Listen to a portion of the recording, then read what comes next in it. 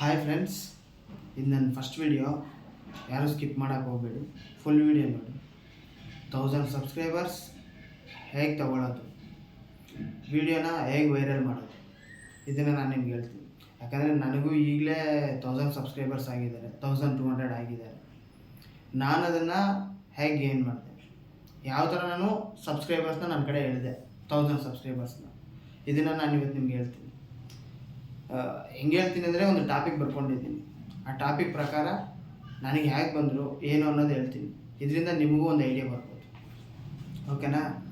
ಸರಿ, ವಿಡಿಯೋ ಒಳಗಡೆ ಹೋಗೋಣ. ಫಸ್ಟ್ ನೀವು ಚಾನಲ್ ಸ್ಟಾರ್ಟ್ ಮಾಡಿದಾಗ ಲಾಂಗ್ ವೀಡಿಯೋಸ್ ಬಗ್ಗೆ ತಲೆ ಕೆಡಿಸ್ಕೋಬೇಡಿ. ಶಾರ್ಟ್ಸ್ ವೀಡಿಯೋಸ್ ಕ್ರಿಯೇಟ್ ಮಾಡೋದು ಕಲೀರಿ. ಶಾರ್ಟ್ ವೀಡಿಯೋಸ್ ಕ್ರಿಯೇಟ್ ಮಾಡೋದು ಅಂದರೆ, ಈಗ ನಾವು ಇನ್ಸ್ಟಾಗ್ರಾಮಲ್ಲಿರೋ ರೀಲ್ಸ್ನ ಇದನ್ನೆಲ್ಲ ತಂದು ಮಾಡೋಕ್ಕೆ ಹೋಗಬೇಡಿ. ಈಗೆಲ್ಲ ಫ್ರೀಯಾಗೇ ಸಿಗುತ್ತೆ. ChatGPT ಇದೆ, AI ಟೂಲ್ಸ್ ಇದೆ.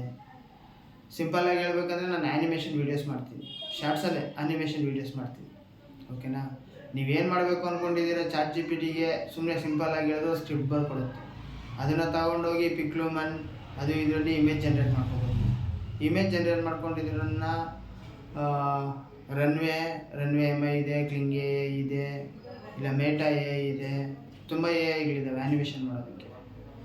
ಆ್ಯನಿಮೇಷನ್ ಮಾಡಿ ಮತ್ತೆ ಅದನ್ನೆಲ್ಲ ಒಂದು ಹತ್ರ ಸೇರಿಸಿ ಅದಕ್ಕೊಂದು ಸ್ಟೋರಿ ರೂಪದಲ್ಲಿ ಒಂದು ವಾಯ್ಸ್ ಓವರ್ ರೆಡಿ ಮಾಡಿ ವಾಯ್ಸ್ ಓವರ್ ಕೊಡಿ. ನೀವು ವಾಯ್ಸ್ ಓವರ್ ಕೊಟ್ಟರೆ ಇನ್ನೂ ತುಂಬ ಒಳ್ಳೆಯದು. AI ಜನ್ರೇಟ್ ವಾಯ್ಸ್ ಜನ್ರೇಟರ್ ಇದೆ, ವಾಯ್ಸ್ ಜನ್ರೇಟ್ ಮಾಡ್ಕೋಬೋದು. ಎಲ್ಲನೂ ಸೇರಿಸಿ ಒಂದು ವೀಡಿಯೋ ರೆಡಿ ಮಾಡಿ, ಅದೇ ನಿಮ್ಮ ಶಾರ್ಟ್ಸ್ ಆಗೋದು. ಡೈಲಿ ಒಂದು 10 ವೀಡಿಯೋ 15 ವೀಡಿಯೋ ಆ ಥರ ಎಲ್ಲ ಆಗೋಕೆ ಹೋಗ್ಬೇಡಿ. ಮಿನಿಮಮ್ ಅಂದರೆ 4 to 5 ವೀಡಿಯೋಸ್, ಅಂದರೆ 4 to 5 ಶಾರ್ಟ್ಸ್ ಮಾತ್ರ ಹಾಕಬೇಕು, ಜಾಸ್ತಿ ಹಾಕಬೇಡಿ. ಓಕೆನಾ? ಕನ್ಸಿಸ್ಟೆನ್ಸಿ ಇರಲಿ, ಡೈಲಿ ಆಗ್ತಾನೆ ಇರಿ. ಜಾಸ್ತಿ ಬೇಡ, ಒಂದು 20 ಅಂದ್ಕೊಳ್ಳಿ. ಒಂದು 20 ಡೇಸಲ್ಲಿ ನಿಮಗೆ ರೀಚ್ ಅನ್ನೋದು ಕಾಣಿಸ್ಬಿಡುತ್ತೆ ಪಕ್ಕ. 20 ಡೇಸಲ್ಲೇ ನಿಮಗೆ ಎವ್ರಿ ವಿಡಿಯೋಗೆ ಒಂದು 50 ವ್ಯೂಸು, 100 ವ್ಯೂಸು, 150 ವ್ಯೂಸು ಆ ಥರ ಬರೋದಕ್ಕೆ ಸ್ಟಾರ್ಟ್ ಆಗುತ್ತೆ. ಆವಾಗ ನೀವೇನು ಮಾಡಬೇಕು ಅಂದರೆ, ಅದಾದಮೇಲೆ ಫುಲ್ ಲೆಂತ್ ವಿಡಿಯೋ ಮಾಡೋಕ್ಕೆ ಸ್ಟಾರ್ಟ್ ಮಾಡಿ. ಅದು ಏನಾದರೂ ಆಗಿರ್ಬೋದು. ಸಪೋಸ್ ಇವಾಗ ನೀವು ಯಾವ ಥರ ವೀಡಿಯೋಸ್ ಮಾಡ್ತಾಯಿದ್ದೀರಿ ಅಂತ ಹೇಳೋದೇ ಆಗಿರ್ಬೋದು. ಅದನ್ನು ಒಂದು ವೀಡಿಯೋ ರೂಪದಲ್ಲಿ ತೆಗೆದು ಒಂದು ಫುಲ್ ಲೆಂತ್ ವೀಡಿಯೋ ಮಾಡಿ. ಓಕೆನಾ?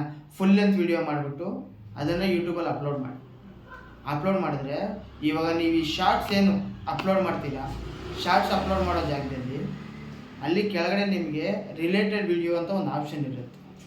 ಓಕೆನಾ? ನೀವು ಮಾಡೋ ಪ್ರತಿಯೊಂದು ಶಾರ್ಟ್ಸ್ ಕೆಳಗಡೆ ಇಲ್ಲಿ ರಿಲೇಟೆಡ್ ವಿಡಿಯೋನ ನೀವು ಹಾಕಿಡ್ಬೋದು. ಆ ವಿಡಿಯೋನ ಹಾಕಿಟ್ಟಿದ್ದೀರಿ ಅಂದರೆ ನೀವು ಆಟೋಮೆಟಿಕ್ಕಾಗಿ ಇವಾಗ ನಿಮಗೆ ಡೈಲಿ ಬಂದಿರೋರು ಬಂದ್ಬಿಟ್ಟು ಜೆನ್ಯೂನ್ ಸಬ್ಸ್ಕ್ರೈಬರ್ಸ್ ಆಗಿರ್ತಾರೆ. ಅಂದರೆ ಆ ಟಾಪಿಕ್ ನೋಡಿ ಇಷ್ಟಪಡೋರೇ ಆಗಿರ್ತಾರೆ. ಓಕೆನಾ? ಆದರೆ ಹೆಂಗೆ ಅಂತ ತಿಳ್ಕೊಳ್ಳೋರು ಬೇಕಾಗಿರ್ತಾರೆ. ನೀವೀಗ ಆ ಫುಲ್ ವೀಡಿಯೋದಲ್ಲಿ ಅದು ಹೆಂಗೆ ಅಂತ ತಿಳಿಸಿದ್ದೀರಿ ಅಂತ ಗೊತ್ತಾದರೆ ಆ ಫುಲ್ ವೀಡಿಯೋ ನೋಡ್ತಾರೆ. ಆಗ ಆಟೋಮೆಟಿಕ್ಕಾಗಿ ನಿಮಗೆ 4000 ವಾಚ್ ಅವರ್ಸು ಬರುತ್ತೆ, ಈ ಕಡೆ ಶಾರ್ಟ್ಸ್ಗೆ ವ್ಯೂಸು ಬರುತ್ತೆ. ನಿಮ್ಮ ಶಾರ್ಟ್ಸಿಂದ ನಿಮ್ಮ ವೀಡಿಯೋನ ನೀವೇ ಪ್ರಮೋಟ್ ಮಾಡ್ಕೋಬೋದು. ಸೆಕೆಂಡ್ ಒನ್, ಜಾಸ್ತಿ ಜನ ಏನು ಮಾಡ್ತಾರೆ ಅಂದರೆ ಹೆಂಗೆಂಗೋ ಅಪ್ಲೋಡ್ ಮಾಡಿಬಿಡ್ತಾರೆ ಶಾರ್ಟ್ಸ್ನ. ಹಾಗೆಲ್ಲ ಅಪ್ಲೋಡ್ ಮಾಡೋಕ್ಕೆ ಹೋಗ್ಬೇಡಿ. ಒಂದು ಕನ್ಸಿಸ್ಟೆಂಟ್ ಟೈಮ್, ನನ್ನ ಪ್ರಕಾರ ಕನ್ಸಿಸ್ಟೆಂಟ್ ಟೈಮ್ ಅಂದರೆ ಸಂಜೆ 6:30 8 ಗಂಟೆ ಒಳಗಡೆ. ಈ ಸಂಜೆ 6:30 8 ಗಂಟೆ ಒಳಗಡೆ ಯಾಕೆ ಹೇಳ್ತಾ ಇದ್ದೀನಿ ಅಂದರೆ, ಎಲ್ಲರೂ ಕೆಲಸದಿಂದ ಮನೆಗೆ ಬಂದು ಸುಮ್ಮನೆ ಕೂತ್ಕೊಂಡು ಸ್ವಲ್ಪ ಹೊತ್ತು ಯೂಟ್ಯೂಬ್ ನೋಡೋಣ ಅಂತ ಆನ್ ಮಾಡೋ ಟೈಮ್.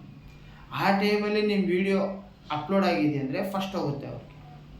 ಯಾಕಂದರೆ ಯೂಟ್ಯೂಬಲ್ಲಿ ನಿಮಗೆ ಗೊತ್ತಲ್ಲ, ನ್ಯೂ ವೀಡಿಯೋಸೇ ಫಸ್ಟ್ ಬರೋದು. ಆದ್ದರಿಂದ ನಿಮ್ಮ ಟಾಪಿಕ್ ಏನಿದೆ ಆ ಟಾಪಿಕ್ನ ನೋಡೋರಿಗೆ ಫಸ್ಟ್ ಹೋಗುತ್ತೆ. ಅದರಿಂದ ನಿಮಗೆ ವ್ಯೂಸ್ ಜಾಸ್ತಿ ಬರುತ್ತೆ.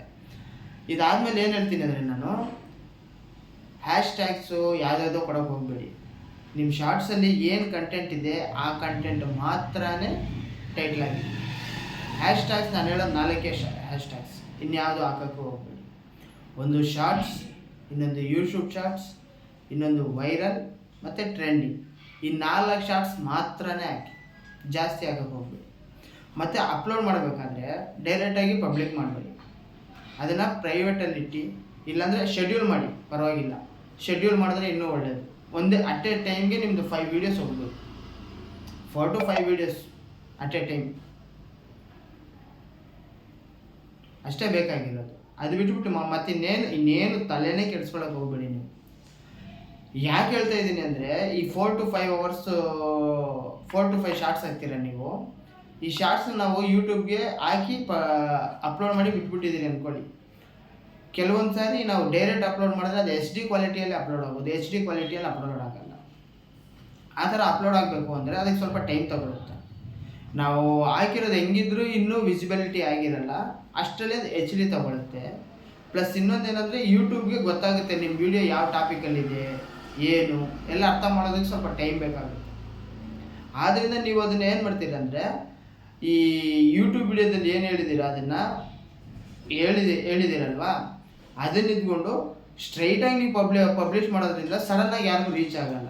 ಅದಕ್ಕೆ ಟೈಮ್ ಕೊಡೋದ್ರಿಂದ ಆ ಆಡಿಯನ್ಸ್ ಯಾರಿದ್ದಾರೆ ಅವ್ರಿಗೆ ಮಾತ್ರ ಹೋಗುತ್ತೆ ವಿಡಿಯೋ. ಓಕೆನಾ? ಅವ್ರು ಲೈಕ್ ಮಾಡಿದ್ದಾರೆ ಅಂದರೆ ಫಸ್ಟ್ 50% ಫುಲ್ ವಿಡಿಯೋಗೆ 50% ಕನ್ಸಿಸ್ಟೆನ್ಸಿ ಇದ್ದರೆ, ಅಂದರೆ 50%ವರೆಗೂ ಜನ ನೋಡಿದ್ದಾರೆ ಅಂದರೆ ಸಾಕು, ಆಟೋಮೆಟಿಕ್ಕಾಗಿ ಯೂಟ್ಯೂಬೇ ಬೇರೆಯವ್ರಿಗೆ ಪ್ರಮೋಟ್ ಮಾಡುತ್ತೆ. ನೀವೇನು ತಲೆ ಕೆಡಿಸ್ಕೋಬೇಕಾಗಿಲ್ಲ. ಓಕೆನಾ? ಇನ್ನು ಡಿಸ್ಕ್ರಿಪ್ಷನಲ್ಲಿ ಬಂದ್ಬಿಟ್ಟು ನಿಮ್ಗೆ ನಾನು ಆಗಲೇ ಹೇಳಿದ್ನಲ್ಲ ಯಾವ್ಯಾವ್ದು ಹ್ಯಾಶ್ಟ್ಯಾಗ್ಸ್ ಇರುತ್ತೆ ಅಂತ, ನಿಮ್ಮ ಟಾಪಿಕ್ಗೆ ಸಂಬಂಧಪಟ್ಟಿರೋ ಎಲ್ಲ ಹ್ಯಾಶ್ಟ್ಯಾಗ್ಸು ಕೊಡ್ಬೋದು. ಟೈಟಲ್ಸಲ್ಲಿ ಬರೀ 100 ಕ್ಯಾರೆಕ್ಟರ್ಸ್ ಮಾತ್ರನೇ ಕೊಡಬೇಕು, ಜಾಸ್ತಿ ಕೊಡೋಕ್ಕಾಗಲ್ಲ. ಅದರಿಂದ ಅಲ್ಲಿ 4 ಯೂಸ್ ಮಾಡಿ. ಬೇರೆದು ಯೂಸ್ ಮಾಡಿದ್ರೂ ಅಷ್ಟೇನು ಅದರಿಂದ ಪ್ರಯೋಜನ ಇರಲ್ಲ. ಸೊ ನೀವು ದಯವಿಟ್ಟು ನೀವು ಏನು ಹ್ಯಾಶ್ಟ್ಯಾಗ್ಸ್ ಕೊಡಬೇಕು ಅಂತಿದ್ದೀರಾ, ಈ ಸಬ್ಸ್ಕ್ರೈಬ್ ಮಾಡಿ ಅಂತ ಹೇಳಿದ್ದೀರಾ, ಸಬ್ಸ್ಕ್ರೈಬ್ ಮಾಡೋ ಅಂತ ಹೇಳೋದು, ಇಲ್ಲ ನಿಮ್ಮ ಟಾಪಿಕ್ ಬಗ್ಗೆ ಡಿಸ್ಕಸ್ ಮಾಡೋದು, ಏನು ಟಾಪಿಕ್ ಇದೆ ಅಂತ ಹೇಳೋದು, ಇದೆಲ್ಲ ಡಿಸ್ಕ್ರಿಪ್ಷನಲ್ಲಿ ಕೊಡಿ. ಓಕೆನಾ?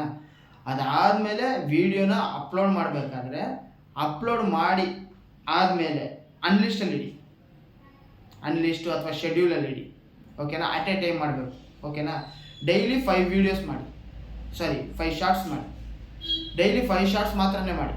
ಓಕೆನಾ? ಡೈಲಿ ಕನ್ಸಿಸ್ಟೆಂಟಾಗಿ 20 days ನೀವು ಅಪ್ಲೋಡ್ ಮಾಡಿ, ಅವಾಗ ನಿಮಗೆ ಗ್ರೋತ್ ಗೊತ್ತಾಗುತ್ತೆ. ಓಕೆನಾ? ಈ ಫುಲ್ ವೀಡಿಯೋಸ್ ಹೇಗೆ ಮಾಡ್ತೀರಿ ಅಂದರೆ ಡೇ ಬೈ ಡೇ, ಅಂದರೆ ವಾರಕ್ಕೆ ಒಂದು 3-4 ಅಷ್ಟೇ ಇರಬೇಕು, ಜಾಸ್ತಿ ಇರಬಾರ್ದು ವೀಡಿಯೋಸ್. ಓಕೆನಾ?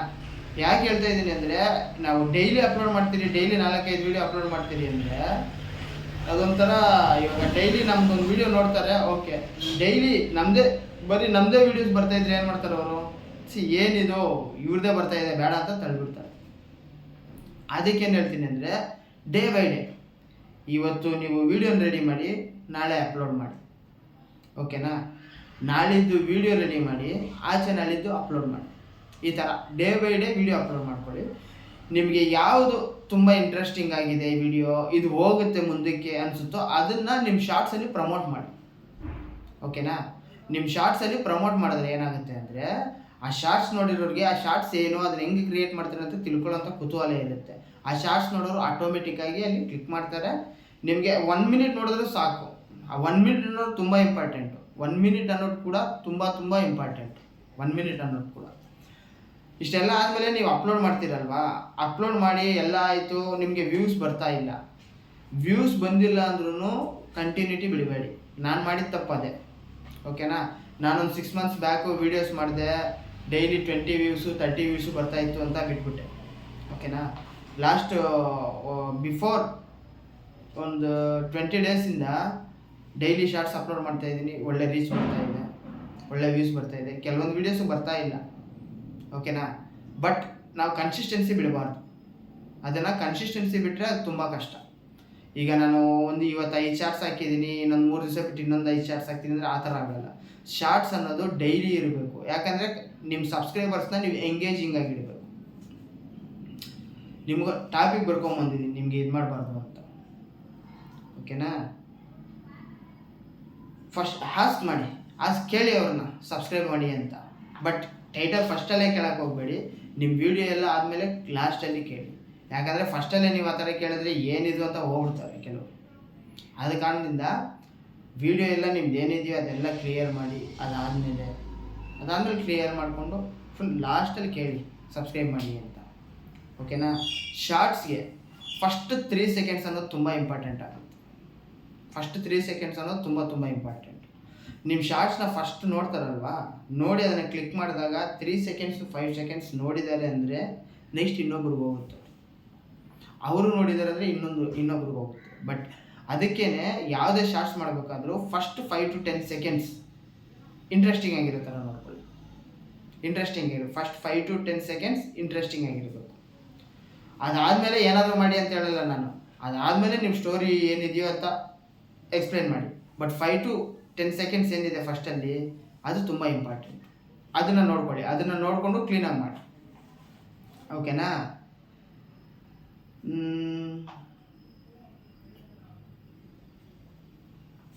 ಓಕೆ, ಎಲ್ಲ ಕ್ಲಿಯರ್ ಮಾಡಿದ್ದೀನಿ.